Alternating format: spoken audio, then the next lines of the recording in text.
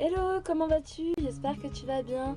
Aujourd'hui on se retrouve pour une nouvelle vidéo, sucrée encore une fois. Oui, une vidéo assez spéciale parce qu'aujourd'hui nous allons travailler deux produits que j'affectionne particulièrement. Nous allons utiliser le chocolat, je pense que tout le monde aime le chocolat. Et nous allons utiliser également la noix de coco qui est une prise de risque, mais fait d'une certaine façon et délicieuse. Donc voilà, je te laisse avec la vidéo et je te laisse regarder jusqu'au bout et on se retrouve juste après pour te donner quelques astuces et surtout pour parler un peu du gâteau. Allez, bon visionnage. Nous allons avoir besoin d'1 g de café instantané, de 2 g de sel, de 8 g de cacao en poudre, de 95 g de farine, de 200 g de sucre, de 170 g de beurre, de 100 g de chocolat noir de préférence et de 3 œufs. Pour la première étape, nous allons donc prendre un récipient, de préférable en verre, et casser le chocolat noir en morceaux.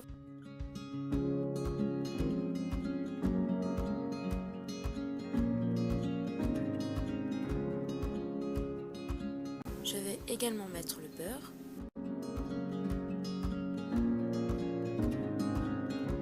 Et nous allons faire fondre le chocolat et le beurre à bain-marie.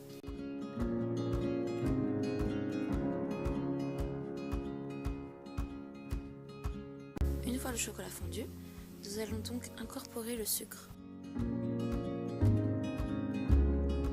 Et bien sûr, remuer. Le but est de faire fondre au maximum le sucre.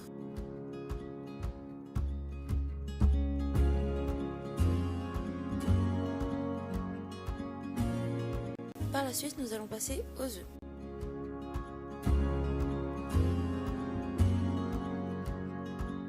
Dans un petit récipient, je casse mes 3 œufs afin d'avoir plus de facilité par la suite.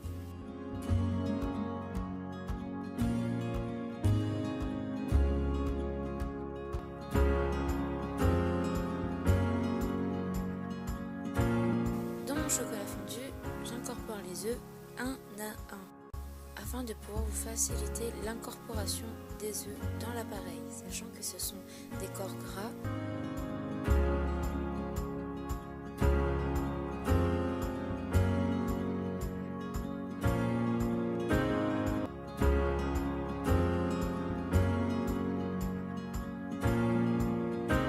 Nous allons incorporer le café, le sel et le cacao.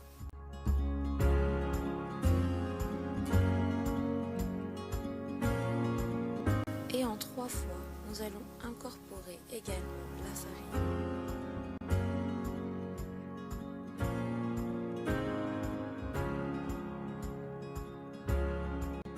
Il est important lorsque vous incorporez la farine de faire des va-et-vient avec le fouet afin de pouvoir incorporer de l'air dans votre pâte. Et cet air naturel va pouvoir faire en sorte de faire gonfler votre brownie puisque je rappelle, nous n'avons pas utilisé de levure.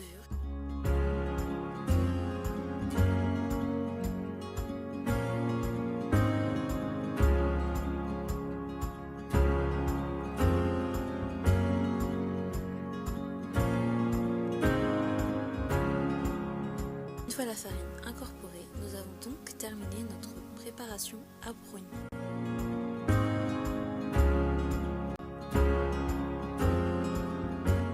Pour le moule, j'ai préféré utiliser un moule rond, mais en forme de couronne, on va dire, pour pouvoir faciliter la découpe lors de la dégustation.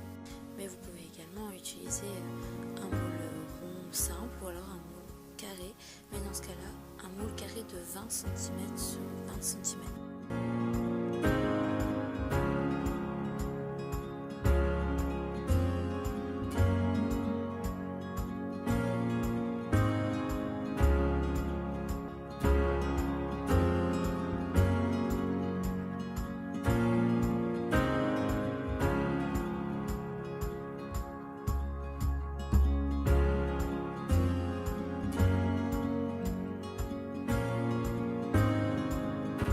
Nous allons donc passer à la deuxième étape.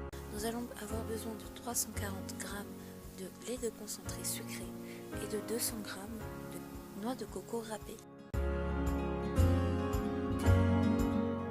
nous allons prendre une cuillère et par la suite incorporer le lait concentré sucré dans la noix de coco râpée.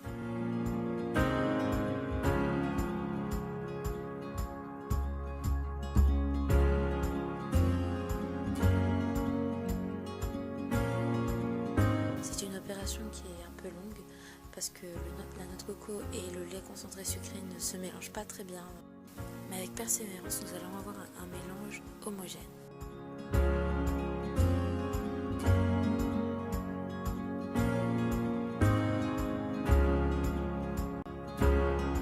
Une fois notre gâteau cuit et refroidi, nous allons donc mettre notre appareil à noix de coco.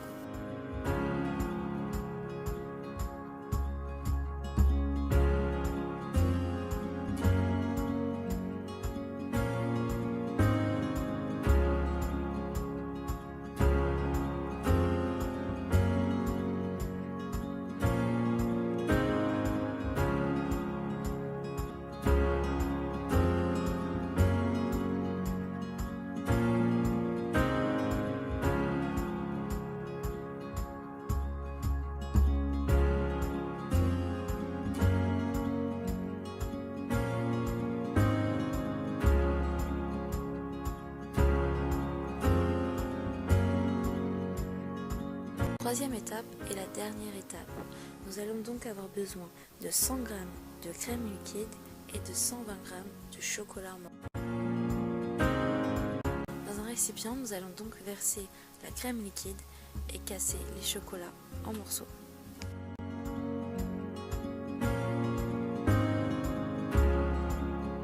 Une fois le chocolat cassé, nous allons mettre cela à feu doux afin de faire fondre le chocolat et obtenir une ganache.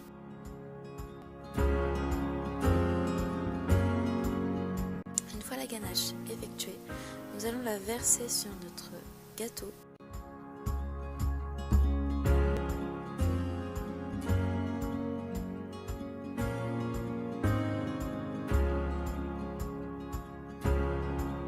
Et voilà, le gâteau est terminé, nous n'avons plus qu'à le laisser 3 heures au réfrigérateur, puis le déguster. Voilà, le gâteau est terminé, j'espère que la vidéo t'aura plu. Le brownie, n'hésite pas à le laisser au réfrigérateur.